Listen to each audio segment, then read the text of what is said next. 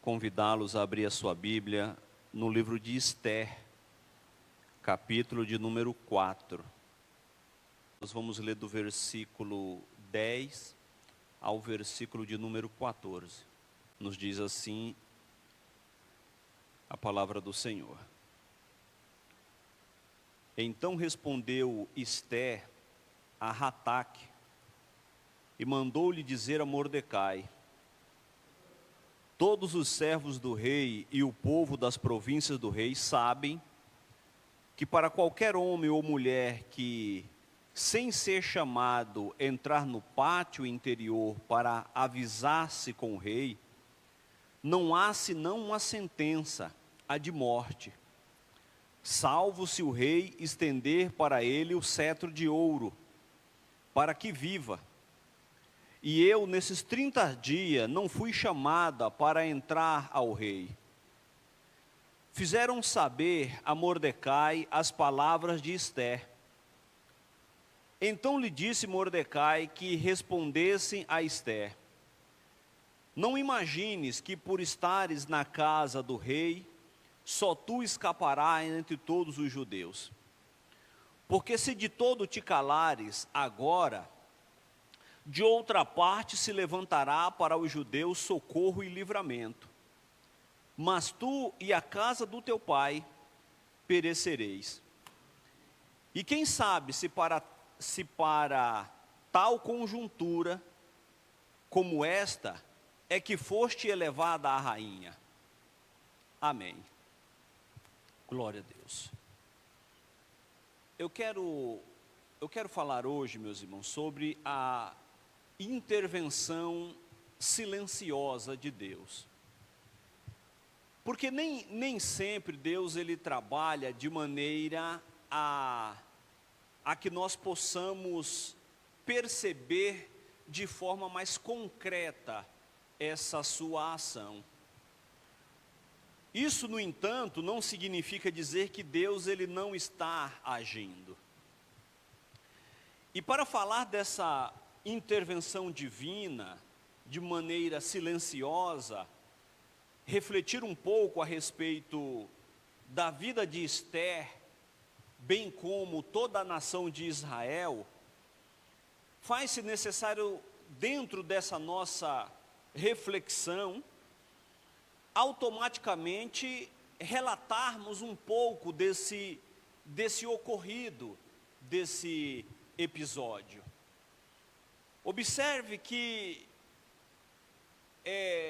o livro de Esther é um livro em que nós não observamos, nós não conseguimos, até porque não há a palavra, não existe a palavra Deus dentro do livro de Esther.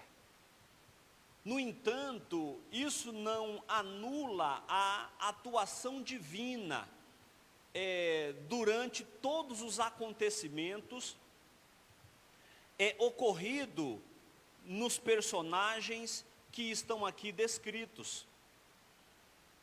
Era muito comum no mundo antigo os reis eles celebrarem festas assim muito significativas, festas gigantescas. Essas festas elas tinham alguns objetivos. Por exemplo, o rei às vezes fazia uma grande festa quando ele percebia que a insatisfação do povo em relação ao seu reinado era muito grande. Então o rei, para aplacar a fúria, a ira do povo em relação a ele fazia uma grande festa e celebrava ali por alguns dias.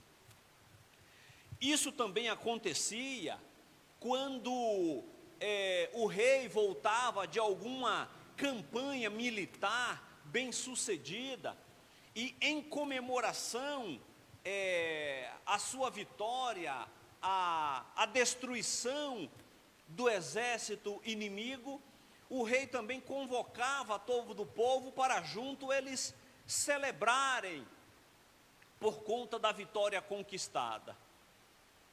O texto não diz exatamente qual o motivo da festa, mas o texto nos fala que o rei Assuero, ele realiza uma festa de 180 dias, 6 meses de festa. Tinha até um irmão com quem eu congreguei alguns anos atrás, e volta e meia ele se ausentava do culto. E aí quando eu perguntava para ele o motivo da sua ausência, eu não era pastor ainda nessa época, e sempre havia uma festa, né?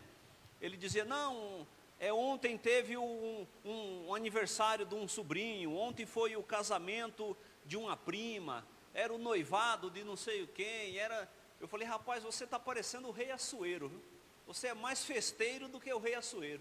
6 meses de festa, irmãos, 180 dias celebrando, nas 127 províncias que fazia parte do império dos Medos e Persas. E quando termina esse período festivo de 180 dias, ele faz mais uma festa de mais 7 dias, uma semana, agora celebrando apenas na capital, no império, né? Em Suzã, apenas no palácio. Convidou ali os seus príncipes, os nobres de todo o império, e esse grupo de pessoas estavam celebrando. E o texto diz que, estando o rei com o coração alegre com o vinho, isso é um eufemismo, né? Para não dizer que o camarada já estava embriagado, estando o rei já embriagado por conta de tanto vinho, né, que havia tomado, o texto diz que Assuero ele convida, na verdade ele não convida, né, ele convoca a sua esposa Vasti para desfilar entre os seus príncipes, para que os príncipes pudessem contemplar a formosura da sua esposa. Veja que o camarada bêbado já começa a fazer coisa totalmente, né, em desatino, né? O seu raciocínio já não é mais o mesmo. Ele chama a sua esposa para desfilar entre os convidados, para os convidados ver a beleza da sua esposa. Veja que o camarada já não está bem da cabeça. E o texto diz que Vasti se recusa a prestar esse papelão, né? Ela se recusa a isso.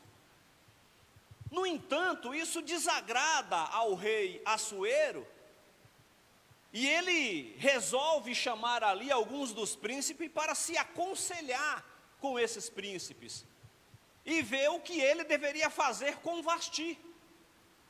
E um homem se levanta dentre os seus príncipes, por nome de Memucã, e ele diz, olha, não é bom o que a rainha Vasti fez, porque ela não desonrou apenas ao rei, mas a todos os príncipes.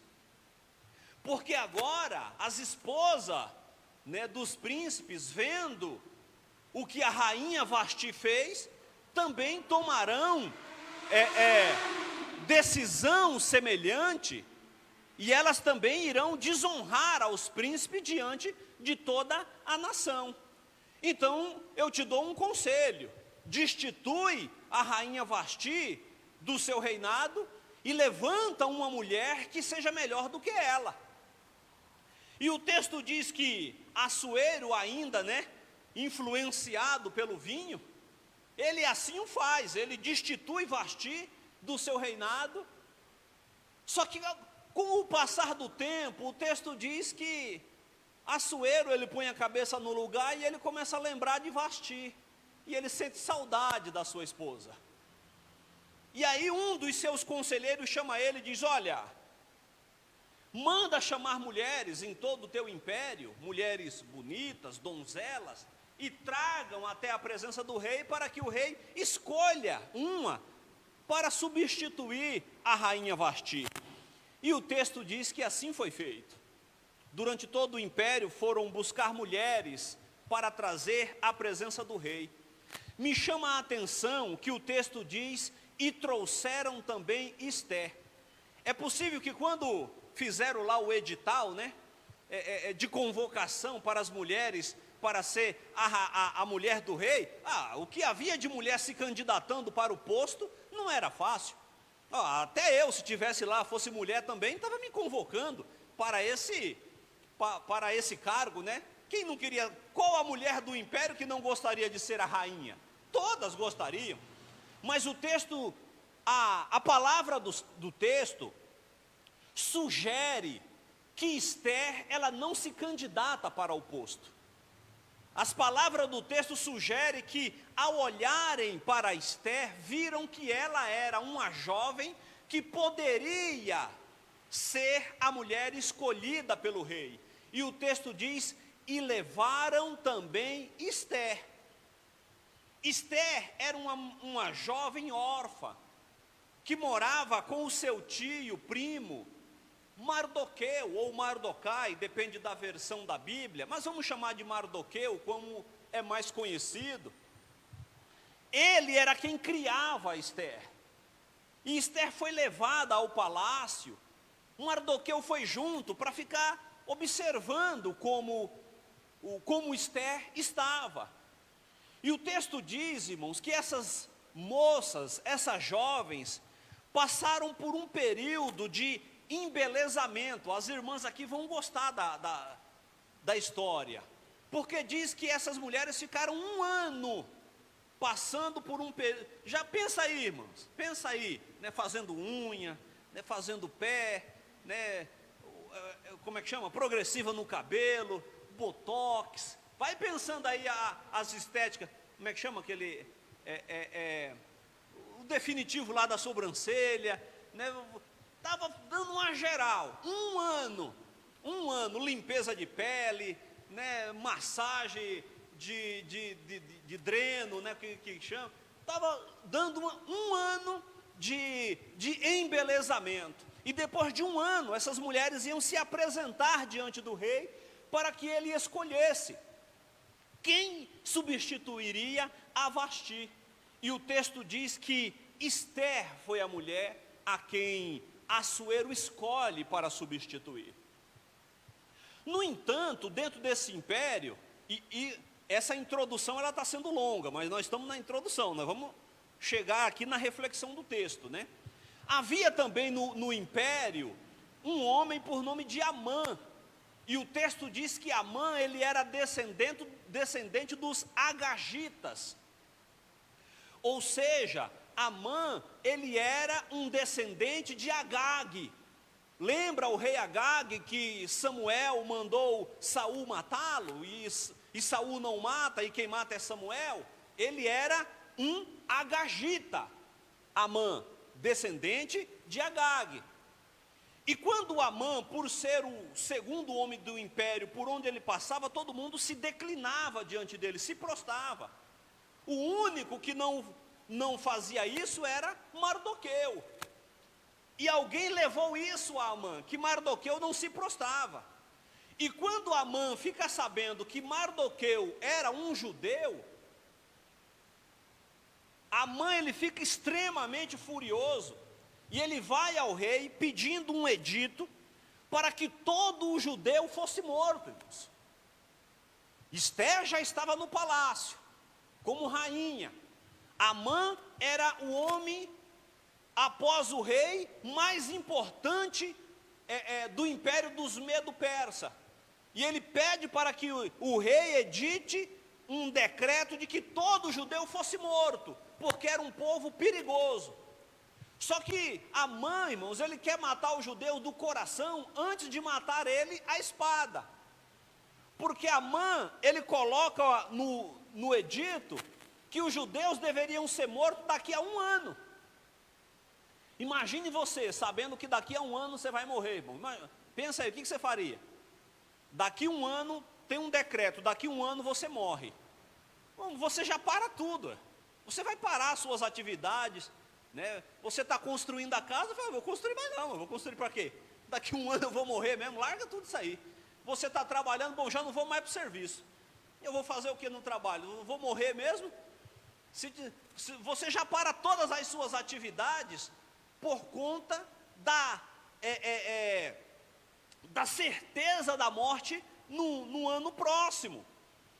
Só que, no entanto, isso trazia uma fúria muito grande a Amã, porque mesmo diante disso, Mardoqueu não se prostrava.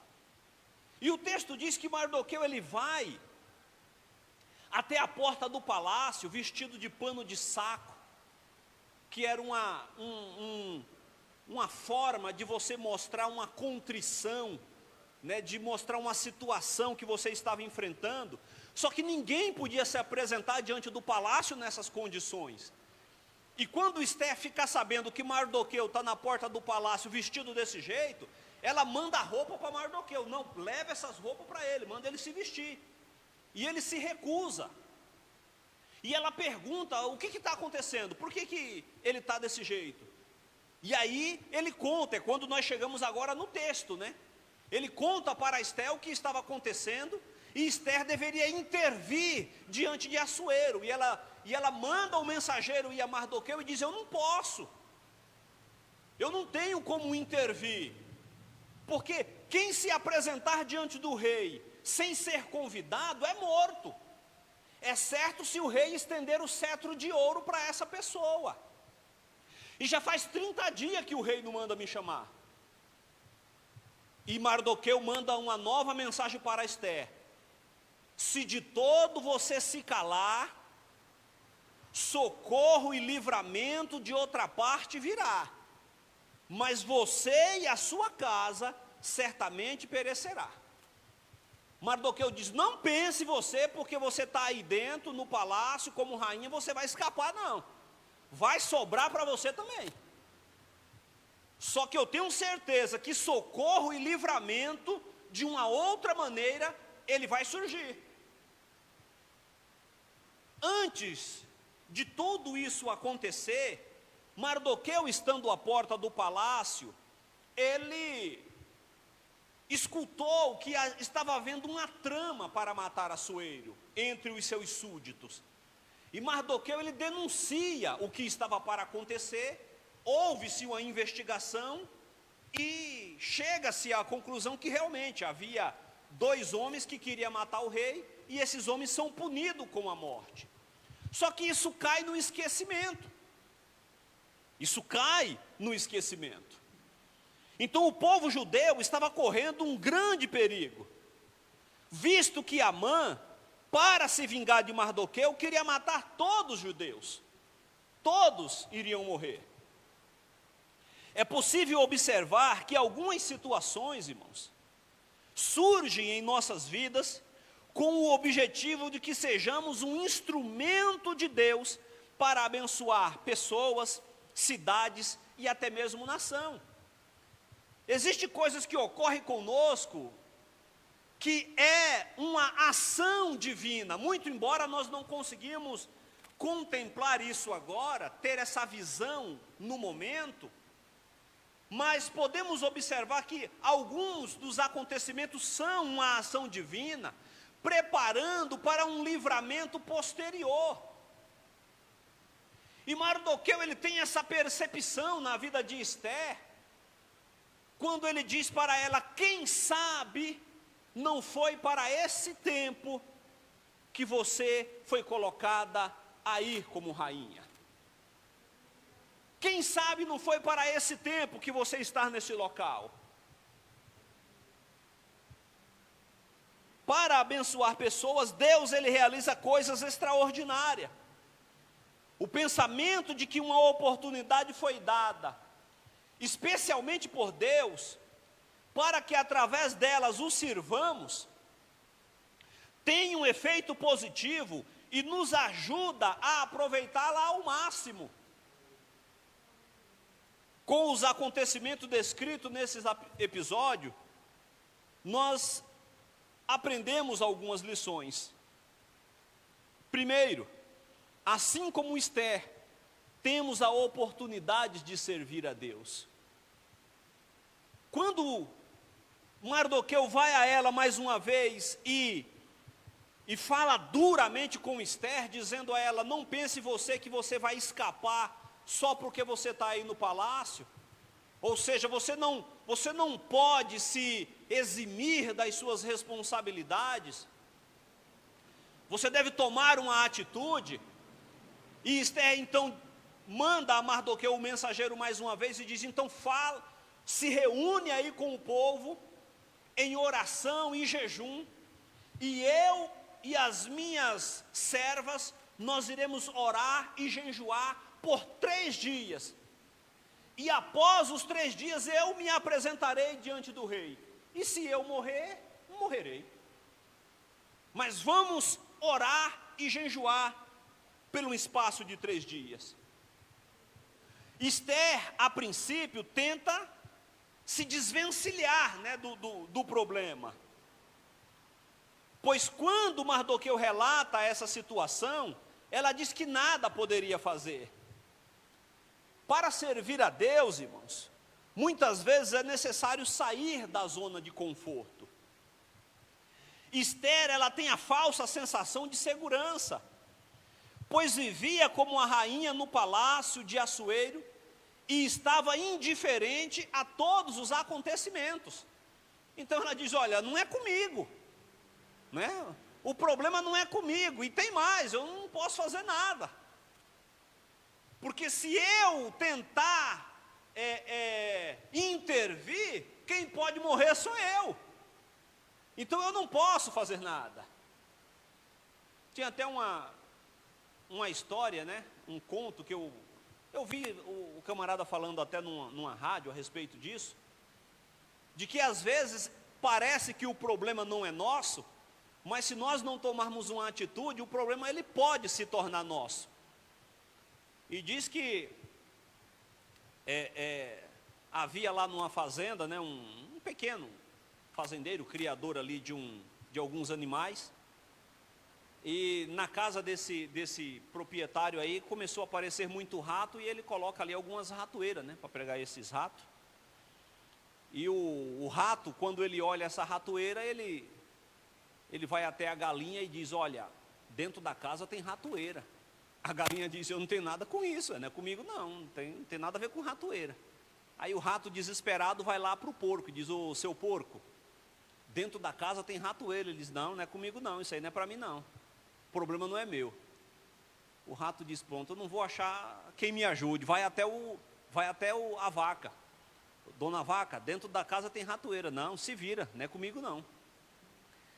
E diz que quando foi à noite, essa ratoeira desarma, né? Aí a esposa foi lá à noite, no escuro, achando que tinha pego um rato, tinha pego uma cobra. Quando ela põe a mão, a cobra pica a mão dela. E ela fica adoecida, né? Fica doente. E aí, indo ao médico, o médico passa uma receita para ela, de alguns remédios para o veneno, e diz para o proprietário, para ele assim, olha, é bom que o senhor faça uma canja de galinha, porque isso aí ajuda, né, para esse processo. Aí então, esse fazendeiro chegando em casa, vai lá e pega a galinha e mata para fazer uma canja para a esposa. Só que a esposa, ela vem piorar. Ela vem a piorar, e esse fazendeiro recebe alguns parentes na sua casa que veio visitar. E ele, não tendo o que servir para eles, mandou matar o porco, para poder servir como um alimento, né, para todos os familiares que chegou. E infelizmente a esposa desse fazendeiro, ela veio a falecer. E aí veio um grande número de pessoas, de conhecido, e aí então ele também teve que mandar matar a vaca, para poder servir de alimento para todas aquelas pessoas que ali estavam. Esther, ela estava tentando agir de maneira semelhante. Não, o problema não é meu. E Mardoqueu diz, não pense você que você vai escapar, não. Deus, ele vai enviar o socorro e o livramento de alguma forma, mas você e a sua casa, com certeza, perecerá. Segundo, irmãos, o fato de uma tarefa ser difícil ou perigosa, não pode ser desculpa para a indiferença em relação à mesma. Eu não posso usar como justificativa para a minha inércia o fato de que aquilo é muito difícil para ser realizado, ou até mesmo perigoso. E era o que Esther estava fazendo. Desde os tempos antigos, irmão, os reis medos, né, e os persas recusavam-se a entrada na sala do trono a pessoa que não fosse anunciado, a fim de intensificar a sua dignidade e proteger-se. Ninguém poderia entrar. é certo se o rei chamasse. E se alguém entrasse, só seria poupado se o rei estendesse o cetro de ouro. O cetro é uma espécie de um cajado, né? Que não era apenas algo que alguém usava como apoio, mas algo como era um símbolo de poder. O cetro era símbolo de poder. Então quem andava com aquele cetro é semelhante a alguém que andava com uma coroa na cabeça. Ao você visualizar, aquilo tem um símbolo de um poderio muito grande. Então se o rei estendesse o cetro de ouro, essa pessoa seria poupada, senão morreria. Além disso, Esté havia sido chamado à sua presença, não havia sido chamado há 30 dias. E sem dúvida temia que a temporária falta de interesse do rei nela pudesse prejudicar o sucesso de um pedido formal para uma audiência. Esther, ela fica amedrontada diante disso. Como é que eu vou entrar na sala do rei? Faz 30 dias que ele não me chama, e qualquer pessoa que entra lá morre, se ele não estender o seu cajado. A única possibilidade era aparecer à entrada da corte, sem ser anunciada, e esperar uma atitude simpática da parte do rei. Contudo, essa iniciativa era para Esther um plano extremamente perigoso diante daquelas circunstâncias. Ela arrisca tudo, e era a única alternativa que tinha. E mediante as palavras de Mardoqueu, ela é tomada por esse sentimento, e ela diz, então vamos orar e jejuar, e eu vou entrar diante do rei, e se eu morrer, então eu morrerei. Eu vou ser o primeiro eu vou ser a primeira da lista, né? Vou ser a primeira da lista. Terceiro, irmãos, uma coisa que nós observamos é a origem da verdadeira força e confiança. Porque veja que diante disso, Mardoqueu diz que Esther não deveria se eximir das suas responsabilidades. Porque ele diz, de todo, se você se calar, o socorro e o livramento ele virá. E é possível que você foi colocada aí justamente por isso, para esse momento, para esse tempo. Mardoqueu, ele conhecia as promessas de Deus. E, portanto, não duvidaria da sua intervenção. Ele sabia que Deus podia muito bem tê-la feito rainha na Pérsia, por causa da crise que seria desencadeada através da ira de Amã. Deus, ele trabalha, irmãos, com antecipação. Deus, ele trabalha por antecipação. Ele sabia que haveria uma perseguição aos judeus. E que essa perseguição só seria bem sucedida para os judeus se uma rainha estivesse no reinado. Então, antes de que houvesse essa perseguição, Deus coloca Esther no trono. Esta passagem é uma chave para o significado básico de todo o livro.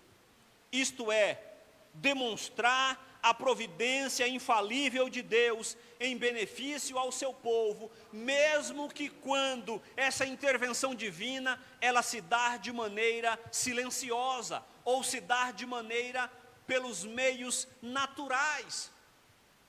Deus, ele não age, irmãos, simplesmente por meio sobrenatural. Ele age também por meios naturais.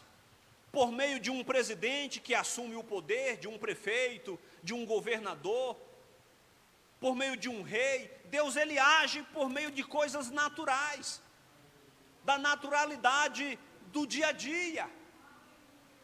E Mardoqueu, ele tem essa percepção e diz, certamente, Esther, foi para esse tempo que você foi colocada aí no trono. E quando Esther, ela entra diante do rei, irmãos, toda atemorizada, imediatamente o rei estende o cetro de ouro para Esther e diz, salve, salve, minha rainha.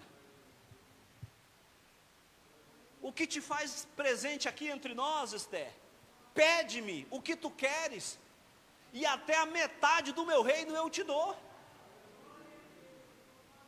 E Esther, ela diz: rei, eu só quero uma coisa. E ele diz: peça, eu quero que o senhor e Amã venha a um banquete nesta noite que eu preparei para vocês. E ele diz: assim será feito. Manda avisar Amã que hoje nós estaremos, não hoje, né, no dia marcado nós estaremos presentes a esse banquete. E naquela mesma noite, irmãos, o texto diz que o rei, ele perde o sono. E Amã furioso com Mardoqueu, porque mesmo diante do decreto ele não se prostrava. E o rei, ele perde o sono e manda chamar o cronista. O cronista era aquele que relatava os acontecimentos da vida do rei. Ele ia anotando todos os acontecimentos e o rei manda ler o livro das crônicas. Lê para mim aí o livro das crônicas. E o cronista começa a ler os acontecimentos e ele chega no relato de Mardoqueu, que descobriu a emboscada que estava tentando ser feito para matar Mardoqueu. Só que antes de Amã voltar ao palácio do rei, ele chega em casa dizendo à sua esposa Zeres que, muito embora ele iria matar os judeus no ano seguinte, mas ele estava furioso com um infeliz de um judeu por nome de Mardoqueu, que não se prostrava diante dele. E Zeres, juntamente com alguns amigos, dá um conselho a Amã: olha, tudo bem, o judeu você vai matar no ano que vem, mas por que você não mata logo Mardoqueu de imediato? Constrói uma forca e enforca esse infeliz desse Mardoqueu. E o texto diz que Amã constrói essa forca e ele está indo a caminho do palácio para pedir o rei para enforcar Mardoqueu. E enquanto isso o cronista está lendo lá para o rei as crônicas. E quando chega na história de Mardoqueu, o rei pergunta: pera, que honra foi dada a esse homem que descobriu essa emboscada contra o rei? E os cronistas dizem: nenhuma. Nesse momento Amã entra no palácio. E o rei pergunta: quem é que está aí fora? É Amã. Então manda Amã entrar. Quando Amã entra, o rei pergunta: Amã, me diga, o que se faz a um homem cujo coração do rei se agrada? E Amã diz: quem é o homem cujo coração do rei se agrada? Quem é esse homem? Só pode ser eu. Só pode ser eu.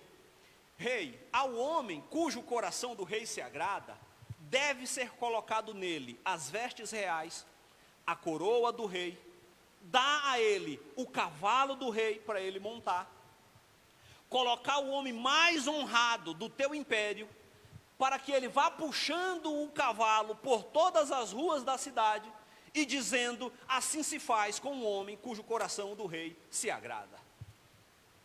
E então o rei diz: então faça isso, e nada omita do que você disse com Mardoqueu, que está lá na porta do palácio.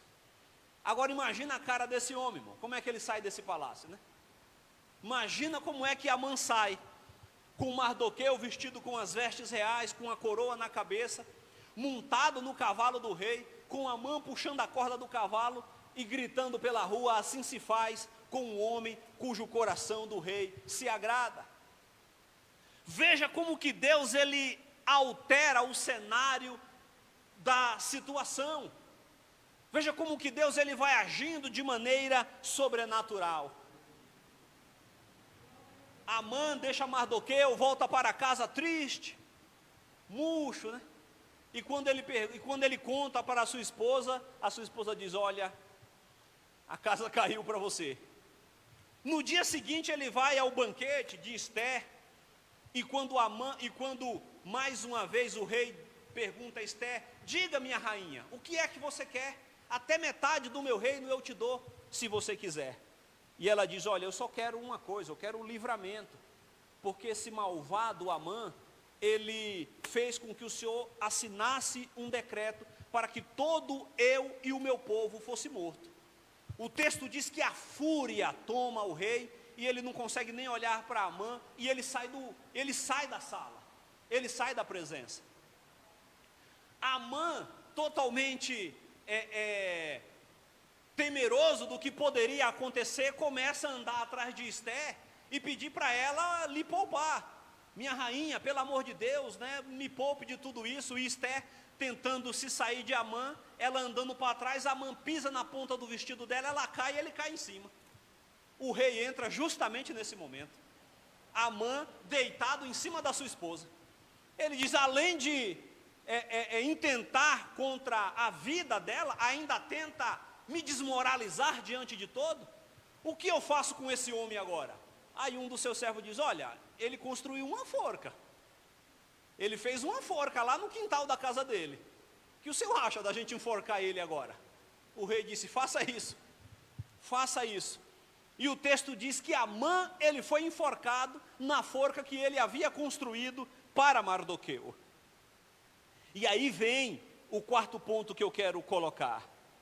Devemos ir ao encontro, irmão, do nosso dever sem temor.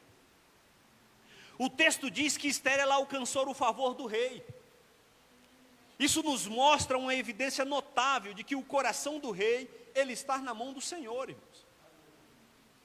O coração do rei está na mão do Senhor. Provérbios capítulo 21, verso 1 diz, como ribeiro de água, assim é o coração do rei na mão do Senhor, e tudo quanto ele quer, ele se inclina. Às vezes nós ficamos muito confiantes em autoridades, né, políticas, governamentais. Nós temos que confiar em Deus, irmãos. Porque o coração do rei, do presidente, do governador, do ministro, do desembargador, tudo isso está na mão do Senhor, meus queridos. É Deus quem controla todas as coisas, e é Deus que realiza tudo segundo a sua boa vontade. É preciso entender que as promessas de Deus, ela não tem prazo de validade. Por isso devemos cumprir com o nosso dever sem temor, sendo sabedores de que é Deus quem vai à frente das nossas missões. Mardoqueu, ele sabia das promessas do Senhor, amados. E é por isso que ele vai até Esther dizendo para ela, certamente, Esther, foi para esse momento que você foi colocado nesse local. Aleluia! Bendito seja o seu santo nome. Deus é aquele que intervém, ele muda o cenário que está colocado. Bendito seja o seu santo nome. Caminhando para a nossa conclusão, irmãos. Embora em nenhum momento apareça a palavra Deus no livro de Esther, sua intervenção são constante do começo ao fim do livro. Então Deus, ele age na nossa vida, não é só quando nós vemos algo sobrenatural, uma cura acontecendo, né, quando nós vemos um milagre extraordinário. Deus, ele vai agindo também de maneira silenciosa, também por meio de coisas naturais. Você pode ser curado não apenas por meio de um ato sobrenatural, você pode ser curado por meio de um procedimento médico, que acontece naturalmente. Deus, ele usa os meios medicinais para fazer o milagre acontecer. Isso nos leva a uma conclusão, irmãos, a de que mesmo em meio ao silêncio, Deus jamais deixará de agir. Jamais deixará de agir. E Mardoqueu sabia disso. Ele diz, socorro e livramento vai aparecer. De outra parte virá. E Deus, ele sempre age. Porque quando nós deixamos de atuar conforme Deus, ele nos orientou, isso não significa dizer, irmão, que Deus vai deixar de fazer a sua vontade. Porque se nós não submetermos à vontade do Senhor para fazer o que Ele espera que seja feito, Ele vai usar outra pessoa. Ele usará outra pessoa. Então ele diz a Esther que se ela não fizer nada, socorro e o livramento vai vir de alguma outra maneira. De alguma outra forma, Deus iria agir no meio do seu povo. Deus, ele cria situações inusitadas, irmãos. E por meio delas, milagres vão ocorrendo de maneira surpreendente. Não obstante, foi necessário um grupo de pessoas orando e jejuando pelo milagre. Quem age é Deus, irmãos. Mas isso não significa dizer que a igreja está isenta da responsabilidade de orar, de jejuar e de buscar a presença do Senhor. Esther, ela sabia que necessitaria de uma intervenção, ainda que fosse uma intervenção natural. Então ela diz a Mardoqueu: convoca o povo para a oração e para o jejum, 3 dias de oração e jejum, e eu e as minhas servas também iremos orar e jejuar. E após aos 3 dias, eu me apresentarei diante do rei. Esther, ela recebeu o favor do Senhor. Ela recebeu, meus irmãos, essa intervenção divina, porque Deus é aquele que age também por meio de questões naturais. Então nós visualizamos a sua atuação silenciosa, irmãos. Deus, ele vai atuando no meio do seu povo e jamais deixará de intervir para que a sua vontade ela seja realizada. É importante sempre lembrar, irmãos, que diante de tudo, Deus, ele é soberano. Deus, ele é soberano. Isso não significa dizer que nós estamos isentos de agir nas situações. Nós precisamos fazer a nossa parte. E se nós temos convicção que estamos fazendo a nossa parte, então vamos descansar no Senhor. Vamos descansar no Senhor. Quando Esther, ela tem a certeza de que estava fazendo a vontade de Deus, ela diz: vamos orar e jejuar, porque eu vou me apresentar. E se eu morrer, então morrerei. Pronto, a vontade de Deus foi feita, mas eu vou fazer a minha parte. É necessário que nós coloquemos diante do Senhor aquilo que nós entendemos que deve ser colocado, tanto em relação à nossa vida individualmente, como a nossa vida do ponto de vista coletivo. Nada acontece, irmão, sem que haja a permissão de Deus. Nada acontece sem que haja a permissão de Deus. É claro que nem tudo o que acontece faz parte da sua vontade, mas tudo o que acontece faz parte da sua permissão. Isso nós temos certeza.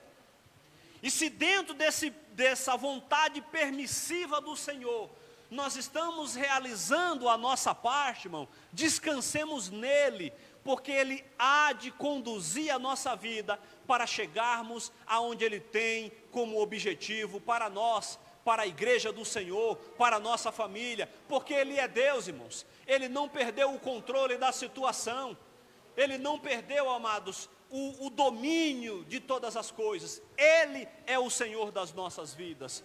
Bendito seja o seu santo nome. Que Deus em Cristo, meus irmãos, continue abençoando, nos dando cada vez mais confiança, sendo sabedores que o Senhor, ele é poderoso para intervir segundo a sua boa vontade. Bendito seja o seu nome. Glória a Deus.